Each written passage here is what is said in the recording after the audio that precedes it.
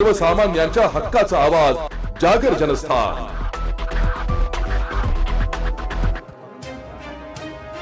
नांदगाव तालुक्यातून एक अत्यंत दुर्दैवी आणि मन हेलावून टाकणारी घटना समोर आली आहे। तालुक्यातील साकुरा येथे पांझण नदीवरील बंधाऱ्यात 2 प्रगतशील शेतकऱ्यांचा विजेचा धक्का लागून दुर्दैवी मृत्यू झालाय।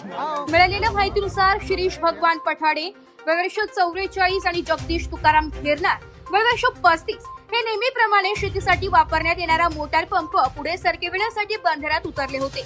पाण्याची पातळी कमी झाल्यामुळे पंप पुढे करण्याचा प्रयत्न करत असताना अचानक पाण्यातील विद्युत प्रवाहाचा झटका बसला आणि क्षणातच दोघांचा जागीच मृत्यू झालाय। या घटनेमुळे संपूर्ण साकुरा गावावर शोककळा पसरली आहे। मयत शिरीष पठाडे यांच्या पश्चात 2 मुली आणि 1 मुलगा तर जगदीश खेरनार यांच्या पश्चात 2 लहान मुले। दोन्ही कुटुंबांवर दुःखाचा डोंगर कोसळला असून गावकऱ्यांमध्ये हळहळ व्यक्त केली जाते। या प्रकरणी नांदगाव पोलीस ठाण्यात अकस्मात मृत्यूची नोंद करण्यात आली असून पुढील तपास सुरू आहे। अशा प्रकारच्या घटनांमुळे शेतीसाठी वापरण्यात येणाऱ्या विद्युत उपकरणांच्या सुरक्षिततेचा प्रश्न पुन्हा एकदा ऐरणीवर आलाय। जागर जनस्थानसाठी प्रतिनिधी आमिर शेख, मनमाड।